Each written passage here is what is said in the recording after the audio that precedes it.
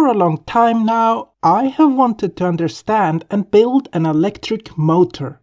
So, with the recent experience from making a historic design under my belt, there was no better time for me to try my hand at a more modern and perhaps even useful design.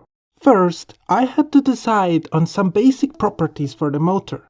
Starting with the type, there are a plethora of different types of motors out there. Brushed direct current, synchronous, brushless direct current, homopolar, induction, and so on. Each of these types have their own pros and cons, as well as most optimal use cases. I ended up settling on a brushless direct current, or BLDC motor. A BLDC motor is characterized by having no commutator to control the motor's electromagnets. And no commutator means no brushes. This is desirable because brushes create sparks, wear out over time, and are just generally very noisy. So, instead the electromagnets in the motor are controlled from an electronic speed controller. Next I had to decide whether I was going to make a radial flux or an axial flux motor. The difference between the two is the orientation of the magnets. The magnets can be perpendicular or parallel to the axis of rotation, resulting in a radial flux or an axial flux design respectively. Usually, motors are made in a radial flux configuration because it is a much more mature design philosophy and it's easier to manufacture. However, an axial flux design is often more efficient and has greater power to weight ratio. I decided on making an axial flux design because I had always planned on using 3D printed parts in this project, and 3D printers are excellent in producing the complex parts required for an axial flux motor. Since I had decided to make a brushless motor, I was forced to have the electromagnet coils on the stator and the permanent magnets on the rotor. I then noticed that doing this would mean that half of the magnetic flux generated by the electromagnets would just go to waste. So, to remedy this, I chose to add a second rotor to the design. The last detail I figured out before starting the build process was the number of electromagnets and permanent magnets. This was fairly easy though, since the BLDC design necessitates that the number of electromagnets be a multiple of 3, and the way that a BLDC motor is controlled in turn necessitates that there be 4 permanent magnet poles for every 3 electromagnets. This means that I just had to pick a valid combination, and I ended up picking the combination of 6 electromagnets to 8 magnetic poles. Generally though, you would pick a combination based on whether you want more speed or more torque out of your motor. Finally, it was time to start building the motor. First, I made a 3D model of the motor which contains all of the different components I was going to have to make and how they would be situated. I then started by making the rotors. I 3D printed some parts to align all the magnets properly, as well as contain a large washer that I figured would act as an iron backing to the magnets. An iron backing usually helps to magnetically couple the magnets together, thus generally increasing the quality and uniformity of the magnetic field produced by the permanent magnets. I'm not sure the washer in my case was a good idea, but I did it anyways. I fixed the magnets to the rotor with superglue, which is actually not a good idea since superglue deteriorates and breaks up at about 80 degrees Celsius.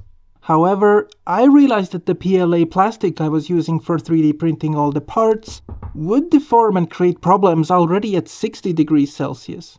So I figured that I would have bigger problems on my hands before the superglue would fail.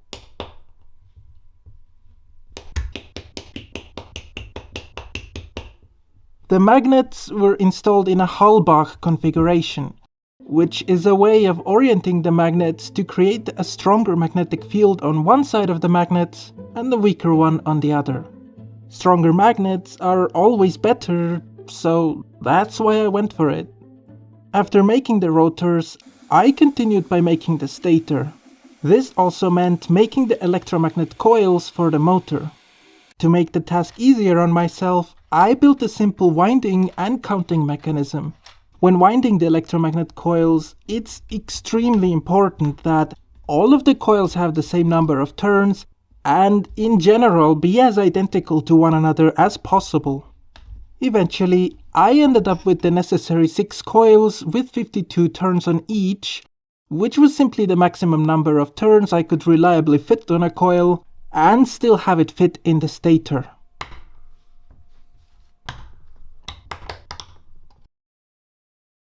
Next, it was time to solder the coils together, which was easier said than done with the pure Chinesium soldering iron I have. First, I connected the opposing coils on the stator in series, giving me the required 3 phases. After which, I took the same end of each phase and soldered them all together. This has the effect of creating what's called a Y configuration. This way of connecting up the phases means that by choosing which phase to connect to power and which one to ground, we can control which electromagnets produce a north or a south pole. The alternative to this wiring is the delta configuration, but since most low-power BLDC motors use the Y configuration, and it's decidedly easier to make, I just went with the Y configuration. Meanwhile, the structural parts of the motor had been printing away, and I was now finally ready to assemble the motor. I used a 6mm diameter steel rod as the shaft for the motor, some ball bearings to couple the rotating parts of the motor to the stationary parts, and an excessive amount of nuts and bolts to align and fix everything together. The assembly process took some time, but eventually the motor was assembled. Now all that remained was to power up the motor. However, as alluded to before, we need to actually control the way power is applied to the motor for it to spin.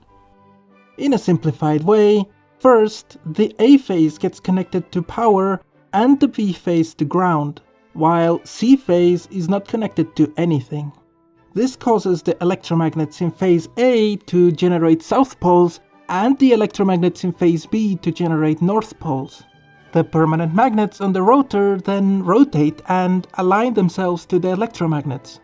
Next, phase A remains connected to power, but phase B gets disconnected, while phase C gets connected to ground. This means that phase A electromagnets still generate south poles, but now instead of phase B, phase C generates the north poles. The permanent magnets on the rotor then once again rotate to match the electromagnet poles. Then, phase A gets disconnected, phase B gets connected to power, and phase C remains connected to ground. After which, phase A gets connected to ground, phase B remains connected to power, and phase C gets disconnected. The next step has phase A remain connected to ground, phase B disconnected, and phase C connected to power. And finally, phase A gets disconnected, phase B gets connected to ground, and phase C remains connected to power. As we can see, the rotor has now rotated by 90 degrees. And if we were to repeat these 6 steps again, it would rotate another 90 degrees. The job of the speed controller, then, is to do these 6 steps extremely quickly with roughly the correct timing. Now that everything was finally ready, I applied power and tried to spin the motor.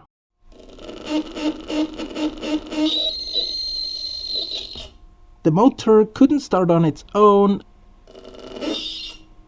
so I gave it a little helping hand.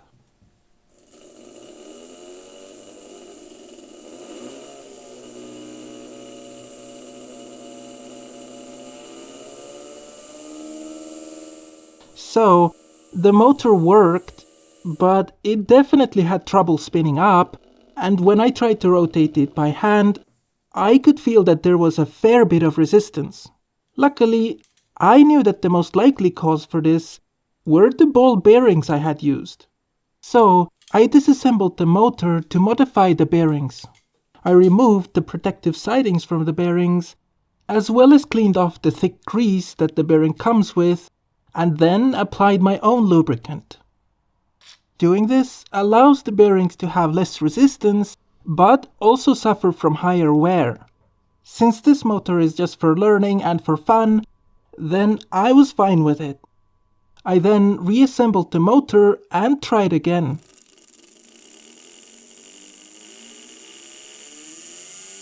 The motor now started and ran much better, but it was still not perfect. Out of curiosity, I also tried to stall the motor by hand, but I was not able to. I then decided to start testing the motor, and the first test I wanted to conduct was to figure out the motor's kV rating. This is a number that roughly tells you how fast the motor will spin at a given supply voltage. First, I needed a way to measure the rotation speed of the motor. For this, I used another Arduino Nano clone and a photo interrupter. Now that I had a way to measure the rotation speed of the motor, I hooked two phases up to a multimeter in AC voltage measurement mode, and then used an electric drill to rotate the motor. I recorded both the produced voltage and the rotation speed, from which I could determine the kV. However, this was only one phase pair, and I had to do this again for the other two phase pairs.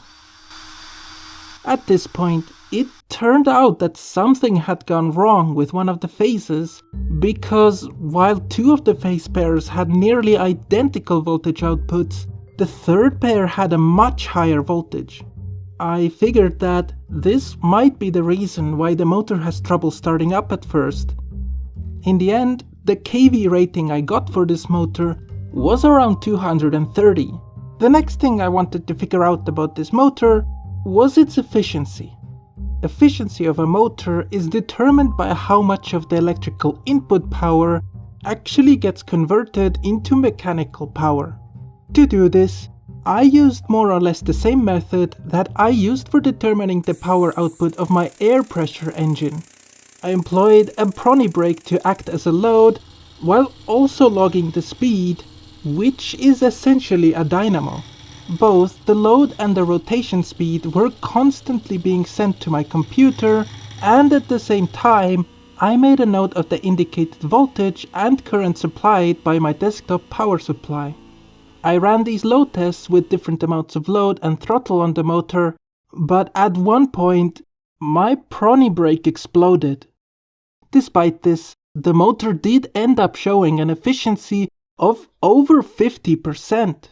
Which is better than any existing internal combustion engine, but still a long way from existing production electric motors. As a final test to the motor, I wanted to find out the maximum speed. Since I was not entirely sure whether the 3D printed parts are strong enough for this, I cowered under the table and tried to protect my hand from any potential shrapnel with a hunk of metal. I then started the data logging and applied maximum thrust. I was glad to learn that the motor does not in fact explode. Looking at the data, it looks like on average my setup here could get the motor up to around 2650 revolutions per minute. Before I wrapped up the project, I also was curious about the weight of the motor. Ironically, the only scale I had on hand that I could use for this was the same load cell that I used for the dynamo. As it turns out, the motor weighs around 830 grams, which is certainly on the heavy side for the power output. All in all though, I am fairly satisfied with the results I did get, and I now know what to look out for the next time I make a motor. That's it for this project though. If you have any questions or want to share any of your own electric motor experience, then I encourage you to comment down below. I also welcome any ideas on the kinds of projects I could explore in the future. And do also give a thumbs up and subscribe if you liked the video. I hope you all have a great day, and I will see you next time.